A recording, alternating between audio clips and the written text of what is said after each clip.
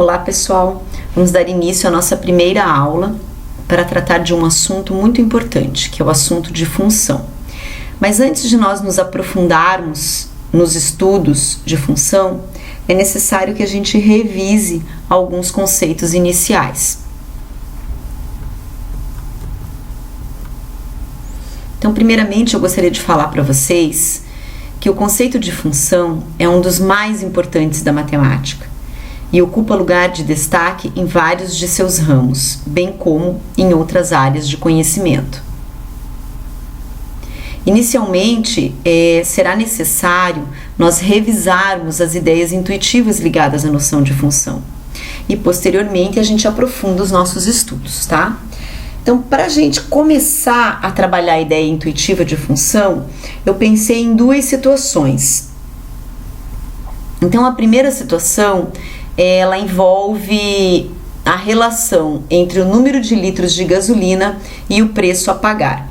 Então, montei uma tabela, do lado esquerdo nós vamos preencher o número de litros e do lado direito o preço a pagar. Então, para 1 litro, eu vou pagar R$ 2,40, tá? 2 litros, obviamente, o dobro, R$ 4,80. 3 litros, o triplo, R$ 7,20. E assim sucessivamente, né? De forma que se eu quiser abastecer o meu carro com 40 litros deste combustível, eu vou pagar R$ 96, tá?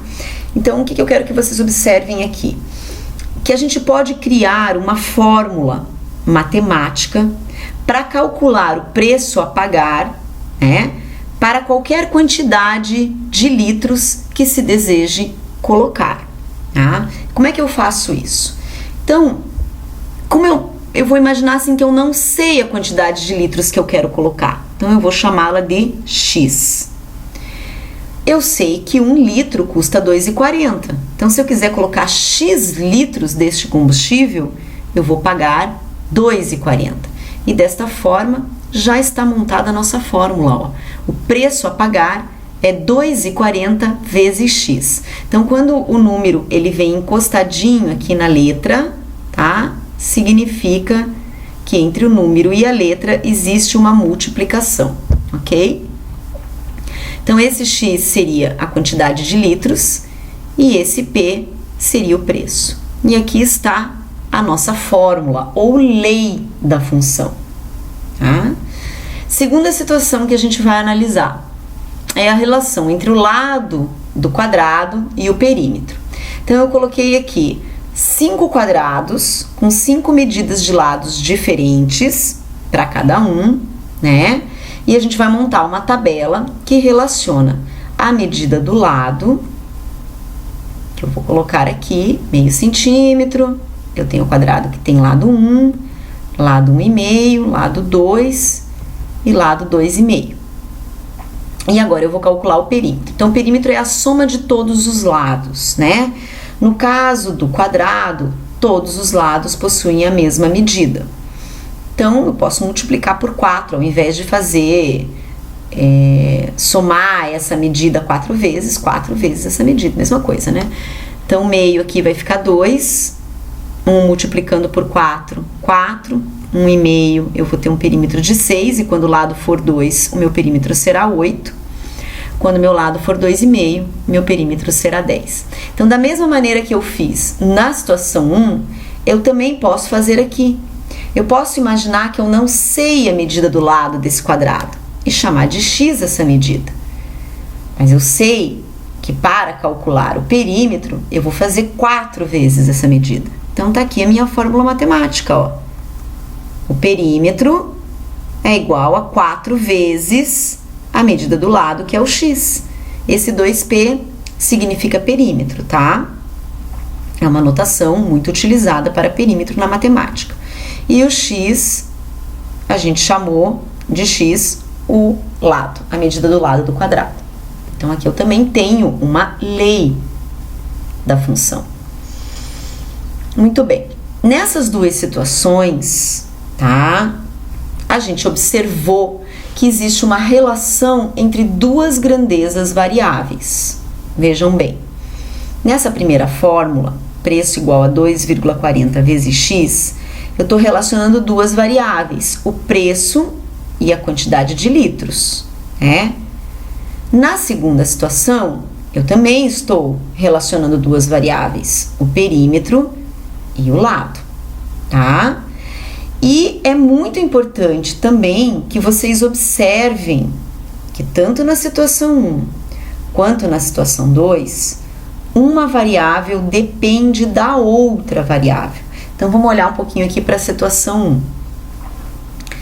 Para eu calcular o preço, tá? Eu preciso saber quantos litros eu vou colocar.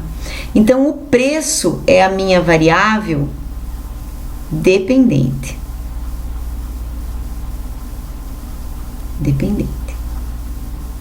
E o X será a minha variável independente. Isso aqui é muito importante vocês sempre identificarem. O perímetro aqui, que está representado por 2P, depende da medida do lado do quadrado. Então, ele é a variável dependente. E o lado, que eu chamei de X, é a variável independente. Então, vamos prosseguir. Ó, para reforçar ali, ó, o preço depende do número de litros comprados, o perímetro depende da medida do lado do quadrado. Então, agora vamos trabalhar a noção de função por meio de conjuntos. Mas antes da gente começar, vamos fazer umas preliminares aqui, tá? Então, vejam. A notação de conjunto, né? Letra maiúscula do nosso alfabeto, ó. Então, tenho dois conjuntos. Um eu chamei de conjunto A. Os elementos dentro do conjunto, né? Abre chaves, fecha chaves, estão separados por vírgula, ok? Tem esse sinal de igual aqui, né? Conjunto A, conjunto B. Muito bem. E aqui eu tenho uma relação binária de A em B. Vamos entender melhor essa relação. O que vem a ser isso aqui, ó? Parênteses, x, vírgula, y. Então, isso aqui são os meus pares ordenados, tá? São todos os pares ordenados que eu vou conseguir formar, que pertencem, né, ao produto cartesiano de A por B. E o que é o produto cartesiano de A por B? O produto cartesiano de A por B tá aqui, ó. Quando eu tenho o A aparecendo primeiro e o B aparecendo em seguida, isso significa que o X vai pertencer ao primeiro conjunto aqui, que é o A. E o Y vai pertencer ao segundo conjunto, que é o B. E como é que eu vou fazer esse produto cartesiano? Vamos fazer aqui em cima, ó. Então, o meu produto cartesiano A por B será formado por todos os pares ordenados aqui, ó. O X é o 0, o Y é o menos 1. Já tem um par ordenado, ó. 0 com menos 1. Depois, o X é o 0, o Y é o 0. Segundo par ordenado, ó. 0 com 0. 0 com 1. E assim sucessivamente, né? 0 com 1, 0 com 2, 0 com 3. Agora eu vou para o x igual a 1, ó. 1 com menos 1, né? 1 com 0, 1 com 1, 1 com 2, 1 com 3. Então, vocês vão fazendo isso e vão obter todos os pares ordenados desse produto cartesiano. Quantos serão os pares ordenados? Bom, se eu tenho 4 elementos no conjunto A e tenho 5 elementos no conjunto B, meu produto cartesiano terá 20 elementos. Eu não vou fazer todos aqui, mas acredito que vocês já tenham entendido a ideia do produto cartesiano, tá? Vamos continuar. E essa relação R aqui, que eu chamei de R, né? É uma relação entre os elementos de A e de B. É uma relação binária de A em B, tá? Então, esse conjunto R, ele vai estar contido nesse conjunto aqui do produto cartesiano. E ele vai ser formado pelos pares ordenados x e y, em que o x, que é o elemento x de A, é associado ao elemento y de B, mediante um certo critério de relacionamento ou correspondência, que para nós é esse aqui, ó, y igual a x mais 1. Então, vamos entender melhor essa relação resolvendo o nosso primeiro exemplo, tá? Antes disso, ó, isso aqui eu já falei, né? Mas aparece aqui esse símbolo que é importante nós relembrarmos. Isso aqui significa que a relação R está contida dentro desse conjunto aqui que é o produto cartesiano. Então, os meus pares ordenados dessa relação, eles têm que estar aqui dentro, né? Tem que estar aqui, tem que ser algum desses aqui, ok? Então, exemplo 1.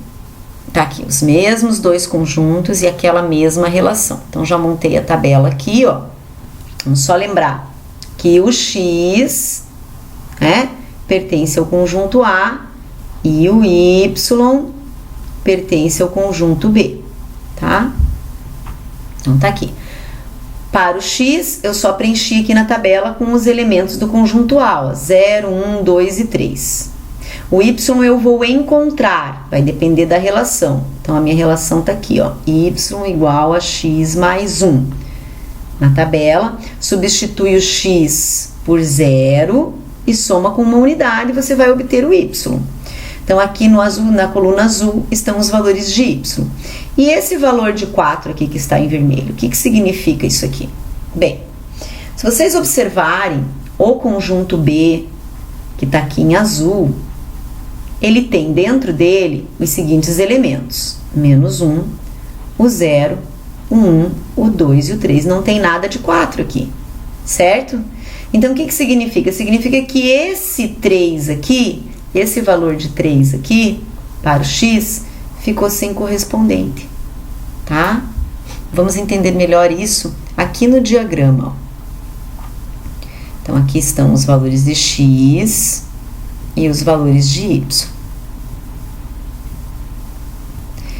Correspondência: 0 com 1, 1 com 2, 2 com 3. E o 3 ficou sem correspondente, porque lá no conjunto B eu não tenho o número 4. Então, olha a anotação que eu fiz aqui embaixo. Para o elemento 3, pertencente ao conjunto A, não existe um y pertencente ao conjunto B, tal que o par ordenado 3 e y pertença à relação R, tá? Então, vamos para o exemplo 2 agora. Depois nós vamos fazer um resumo lá na frente, tá? De tudo que está acontecendo aqui nesses exemplos. Então, exemplo 2. Mesmos conjuntos, mudei a relação, ó. Minha relação agora é y ao quadrado igual a x ao quadrado. O x pertence ao A, o y pertence ao B. A tabela foi montada da mesma maneira, só mudou a relação. Atenção aqui para quando nós substituirmos o x por 1, tá? Vou fazer aqui em cima, ó. Então, a nossa relação é y ao quadrado igual a x ao quadrado. Vou substituir o x por 1. 1 ao quadrado, 1. Uma aqui está ao quadrado, né? Uma equação de segundo grau. Vou tirar a raiz e vou ter mais ou menos a raiz quadrada de 1. Por isso, o meu y ele pode ser mais ou menos 1. Então, percebam que você vai ter dois correspondentes aqui para o x quando ele vale 1, que é o 1, né? E o menos 1, tá? Vamos ver isso nos diagramas. Então, tá aqui o conjunto A e o conjunto B. Vamos fazer as correspondências. 0 com 0, 1 com 1, ó, e 1 com menos 1, ó. Esse número 1, dele estão saindo duas flechas, uma para o menos 1 e uma para o 1. 2 com 2 e 3 com 3, tá? Então, aqui tá a minha anotação. Para o elemento 1, pertencente ao conjunto A, existem dois elementos de B, o 1 e o menos 1. Depois nós vamos fazer nossas conclusões. Exemplo 3. Conjunto A e conjunto B, e tenho a relação T. X pertence a A, Y pertence a B, e aqui está a nossa tabela. Esse aqui está bem tranquilo, né? Os valores de Y são iguais aos valores de X. Então, os pares ordenados aqui, quando X é 0, Y é 0, X é 1, Y é 1, e assim por diante. Então, nosso diagrama aqui, B, e as correspondências, 0 com 0, 1 com 1, 2 com 2, 3 com 3. Não aconteceu nada de diferente, né? Então, para todo elemento X pertencente a A, nesse caso, sem exceção, existe um só elemento Y pertencente a B, tal que o par ordenado XY pertence à relação T. Ok, vamos para o exemplo 4 agora. Mesmos conjuntos, mudei a relação, ó. Y igual x menos 1 entre parênteses ao quadrado, menos 1. Então, montando a tabelinha, tá? E substituindo os valores de x aqui, vocês vão obter os valores de y nessa coluna. Tá? De forma que o diagrama vai ficar assim, ó. Elementos de A, elementos de B. Vamos fazer as correspondências já, tá? Então, 0 com 0, 1 com menos 1, 2 com 0 e 3 com 3. Aqui, a única coisa diferente que aconteceu é que esse 0 aqui recebeu duas flechinhas, né? Mas eu posso dizer que para todo elemento de A, de X pertencente a A, né? Sem exceção, existe um só elemento Y pertencente a B, tal que o par ordenado pertence à relação V. Ok. 5. Mesmos conjuntos, mudei a relação, ó. O Y agora vale 2. Então, não importa o valor do X, o Y sempre será 2. Não tem nem cálculo para fazer, ó. O X é 0, não interessa, o Y vai ser 2. O X é 1, o Y é 2. O X é 2, o Y é 2. O X é 3, o Y é 2, tá? Depois a gente vai trabalhar mais para frente com essa função aqui, uma função bem interessante. Então, aqui eu tenho o A e o B. 1 está relacionado com o 2, o 0 com o 2, o 2 com o 2 e o 3 com o 2. Todos eles estão relacionados com o 2. Porém, eu posso dizer que para todo elemento X pertencente a A, sem exceção, existe um só elemento Y pertencente a B, tal que o par ordenado XY pertence ao conjunto W, que é a relação ali, tá? Muito bem. Então, formalização do conceito de função agora, pensando nesses exemplos, tá? Sejam os conjuntos A e B, conjuntos diferentes do vazio, né? Não são conjuntos vazios. Uma relação F de A em B é função se e somente se todo elemento de A estiver associado, através de F, a um único elemento de B, tá? Então, olha, a notação de função, ela pode ser assim, ó, F, dois pontinhos, função de A em B. Ou esse F pode aparecer aqui em cima da flechinha, ó. Também é a mesma coisa, F é uma função de A em B, tanto faz. Muito bem. Então, o primeiro exemplo, a gente viu que o elemento 3, quando x valia 3, substituindo naquela relação aqui, ó, 3 mais 1, eu obtenho 4. E eu não tenho 4 aqui, ó, nesse conjunto B, ó, não tenho, tá? Não existe um Y pertencente a B, tal que o par ordenado 3 e o Y pertencem àquela relação R. Então, aqui não é uma função, tá? Porque nem todos os elementos do conjunto A vão estar associados através de F a um único elemento de B.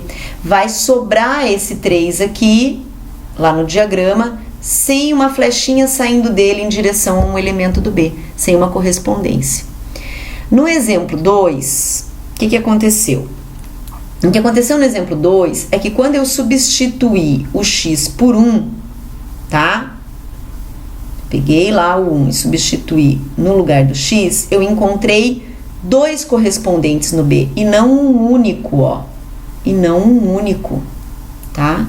Então aqui também não é uma função. O exemplo 3, o exemplo 4 e o exemplo 5,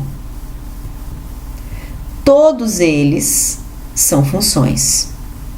Porque para todo elemento de x pertencente ao conjunto A, sem exceção, existe um só elemento y pertencente a B, tal que o par ordenado vai pertencer ou à relação T, ou à relação V, ou à relação W, dependendo. Certo? Olha só o esquema de flechas. Como que a gente vai identificar se eu tenho ou não tenho uma função, né, com diagramas, tá? Então, primeiro, é necessário que todo elemento x pertencente a A participe de pelo menos um par x e y pertencente à função, isto é, todo elemento de A deve servir como ponto de partida de flecha. Então, todos os elementos do conjunto A tem que ter uma flecha partindo deles. Segundo, é necessário que cada elemento x pertencente a A participe de apenas um único par. Um único par XY pertencente a F. Isto é, cada elemento de A deve servir como ponto de partida de uma única flecha. Exemplo 3, olha lá o que aconteceu. Eu vou pegar só os diagramas, tá? De cada elemento do conjunto A saiu uma única flecha em direção ao conjunto B, ó. Beleza, é a função. Olha o exemplo 4. Mesma coisa. Ah, mas aqui o 0 levou 2 flechas. Não interessa. Não interessa. O conjunto de partida é o A. Então, é do A que vai sair uma única flecha em direção ao conjunto B, ó. Certo? 5. Olha o exemplo 5. Eu tenho apenas uma flecha saindo de cada elemento aqui do conjunto A. E se associando com um único elemento em B. Então, é função. São os 3 exemplos aí que a gente trabalhou e que mostram uma função. Tá? Então, uma relação F não é função se não satisfizer uma das condições anteriores, isto é, se existir um elemento de A do qual não parta flecha alguma, olha aqui, nosso exemplo, que é o exemplo 1, né? Que ficou sobrando aqui o elemento 3 no conjunto A, não partiu flecha dele, então isso aqui já descaracterizou função, tá? E segundo, se existir um elemento de A do qual partam 2 ou mais flechas, esse aqui era o nosso segundo exemplo. Olha lá o que aconteceu. Eu tive aqui o número 1 se associando a 2 lá no conjunto B, tá? Então, não é função, ok? Gráfico. Tem como eu saber se uma função, através do seu gráfico, se é uma função através do seu gráfico? Tem, tá? Então, a gente pode verificar pela representação cartesiana se o gráfico, né, se isso é uma função ou não é uma função. Então, vamos olhar essa aqui, ó. Eu tenho relação F de A em R e o A é esse conjunto aqui, ó. X pertence ao conjunto dos reais, tal que o X está entre menos 1 e 3, certo? Então, olha o nosso gráfico aqui, ó. São todos esses pontos, são infinitos pontos, só foram colocados alguns aqui, que alinhados, né? formam esse desenho, essa curva aqui, que é o nosso gráfico. Então, se nós traçarmos retas perpendiculares ao eixo X, tá? Ou retas paralelas ao eixo Y, que vocês estão vendo aqui em verde, tracejadas, e essas retas encostarem em apenas um ponto no gráfico, você terá uma função. Então, ó, é função, pois toda reta vertical conduzida pelos pontos de abscissa x pertencente a A encontra sempre o gráfico de f num só ponto. Então, essa é a maneira mais fácil de vocês identificarem se é ou não é o gráfico de uma função. Olha um outro exemplo aqui, uma outra relação. É ou não é função? Nesse caso, não. Eu tracei retas paralelas aqui ao eixo y e elas cruzaram o gráfico, ó, em mais de um ponto, em 2 pontos, ó, cada uma, certo? Então, aqui não é função, pois há retas verticais que encontram o gráfico de f em 2 pontos. Então, é isso aí, pessoal, e até a nossa próxima aula.